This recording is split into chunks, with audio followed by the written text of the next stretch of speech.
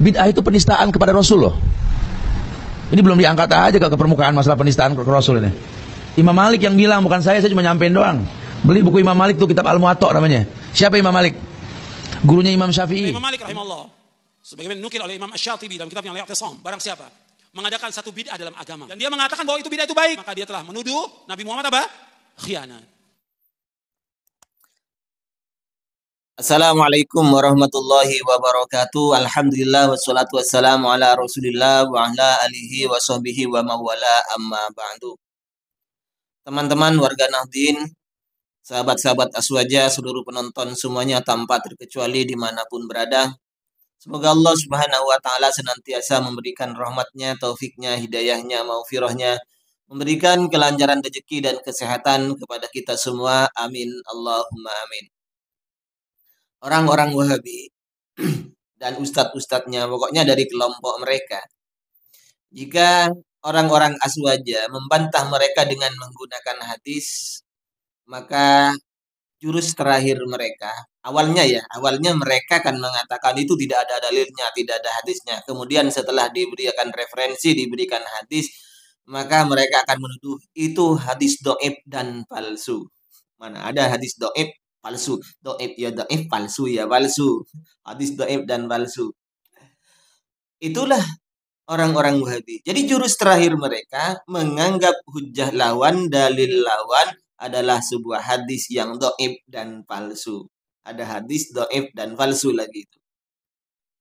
Contohnya itu, ketika saya membawakan referensi dari kitab Syiar A'lamin Nubala, karangan Imam Az-Zahabi dan kitab-kitab lain tentang pernyataan Imam Malik yang mengatakan bahwa Allah Subhanahu wa Ta'ala nuzul, turun di pertengahan malam, di sepertiga malam, maka Imam Malik menyatakan bahwa yang turun itu amruhu wa qada'uhu, urusan Allah, perkaranya Allah, ketetapannya Allah Subhanahu wa Ta'ala. Saya sudah beberkan kitab-kitabnya. Syiar A'lamin Nubala itu karangan Imam Az-Zahabi, dan Az-Zahabi ini adalah muridnya Ibnu Taimiyah. Juga di dalam kitab Syarah Muslim Imam Nawawi, karangan Imam Nawawi, mengatakan bahwa itu adalah kaulnya Imam Malik. Dan ini didoifkan oleh orang Wahabi, didoifkan dan dipalsukan oleh orang Wahabi yang komentar ini, bahwa itu adalah riwayat yang doif dan palsu. Ya, memang begitulah mereka itu. Hadis yang tidak muttafaq alaih itu ada yang mendoifkan, ada yang mendoifkan, ada yang mensahihkan. Jadi jika ada hadis yang memang sebagian ulama ikhtilaf, ada yang mendoifkan, ada yang mensahihkan, maka orang-orang Wahabi ketika berbeda dengan Aswaja dan hadis ini dipakai oleh orang-orang Aswaja, maka mereka bersikukuh itu dhaif, palsu. Padahal ustadz-ustadz mereka juga sering berhujjah dengan hadis dhaif. Tapi kalau untuk mereka, no problem. Yang kedua, jika untuk mereka sendiri, walaupun tidak ada dasarnya, walaupun tidak ada sanadnya, sebuah pendapat, sebuah referensi, sebuah qaul tidak ada sanadnya, tapi cocok untuk mereka, bisa dibuat senjata oleh mereka, maka mereka juga no problem, tidak mencari sanadnya, langsung dihantamkan terhadap orang lain. Mau bukti? Ini. Bid'ah itu penistaan kepada Rasul loh. Ini belum diangkat aja ke permukaan masalah penistaan ke Rasul ini. Imam Malik yang bilang, bukan saya cuma nyampein doang. Beli buku Imam Malik tuh, kitab Al-Muwatta namanya. Siapa Imam Malik? Gurunya Imam Syafi'i, Imam Darul Hijrah. Ada bukunya namanya kitab Al-Muwatta. Lihat di muqaddimahnya itu. Imam Malik tegas banget mengatakan, man ibtada'a fil Islam bid'atan yaraha hasanah faqad za'ama anna Muhammadan khana risalah. Katanya Imam Malik. Jadi kalau mau komplain langsung aja. Ya. Kata Imam Malik rahimahullah, sebagaimana nukil oleh Imam Asy-Syatibi dalam kitabnya Al-I'tisam, barang siapa mengadakan satu bid'ah dalam agama dan dia mengatakan bahwa itu bid'ah itu baik, maka dia telah menuduh Nabi Muhammad apa? Khianat. Sebab Allah berfirman, pada hari ini aku telah sempurnakan bagimu agamamu, aku telah cukupkan nikmatku atasmu, dan aku ridho Islam menjadi agama bagimu. Nah, Anda kenal kan ustadz itu? Berkuar-kuar menyatakan bahwa ini adalah pendapat Imam Malik di dalam kitabnya Al-Muwatta, di dalam muqaddimahnya. Untuk orang-orang Wahabi jamaahnya, mari kita buktikan ya. benarkah yang disampaikan oleh ustadz-ustadzmu itu adalah perkataan Imam Malik? Katanya di kitab Muwatta. Kitab Muwatta itu diawali dari kitabus shalah, tidak membahas bid'ah. Kalau yang ditulis di muqaddimahnya itu bukan muqaddimahnya Imam Malik. Aduh, parah ustadz itu ya. Yang ditulis di muqaddimahnya itu adalah perkataan muhakkiknya. Dan juga silakan cek, lain percetakan mesti ada lain-lain. Sekarang kita pindah ke kitab Al-I'tisam seperti yang disebutkan oleh Syekh Yazid Jawas.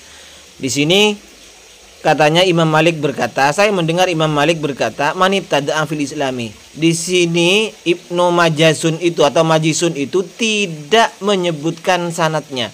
Jadi menyebutkan Imam Asy-Syatibi itu menyebutkan bila sanadin, tanpa sanad. Nah, untuk mengetahui bagaimana, mari kita cek bagaimana sebenarnya sanad asar ini, pendapatnya Imam Malik ini sahih apa dhaif.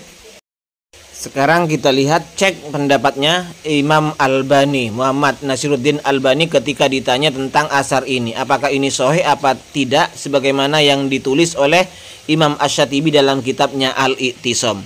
Jawaban Syekh Albani ini mengatakan bahwa asar ini adalah dhaif. Tapi walaupun dhaif tapi maknanya bagus katanya, cocok maknanya ini katanya. Itu kata Syekh Albani. Kita lanjut lagi. Hukmul athar dhaifun. Jadi asar dari Malik ini adalah dhaif.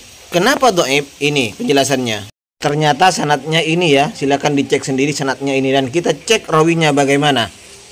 Untuk yang komentar silakan cek sendiri ya. Ini cek apa penyebab kedhaifan asar dari Imam Malik yang dinisbatkan kepada Imam Malik ini. Jadi lucunya Wahabi itu di sini. Kenapa? Walaupun dhaif, asarnya dhaif tapi cocok untuk otaknya, cocok untuk akalnya, cocok untuk hatinya dipakai. Tetapi kalau orang lain dhaif tidak bisa dijadikan hujah. Ini sama-sama Imam Malik. Kita bahas Imam Malik karena saya ketika menjelaskan asar yang menjelaskan perkataan Imam Malik bahwa Imam Malik ternyata mentakwil hadis nusul dan ini didhaifkan oleh orang-orang Wahabi itu. Nah, sekarang saya balik. Apa yang disampaikan oleh ustadz-ustadzmu itu, Mas Bro, itu dhaif juga. Kenapa dipakai? Komentar itu, kritik ustadzmu itu. Nah, untuk yang komentar yang sok tahu. Nah, untuk tashihul asar Imam Malik tentang hadis nusul itu silahkan baca ini ya, silahkan baca ini. Jadi intinya hadis nusul itu ada 2 jalur dan jalur yang saya kasih ini adalah satu jalurnya dulu. Silahkan Anda baca sendiri bagaimana pendapat ulama yang mensahihkan asar ini. Paham ya, Bro?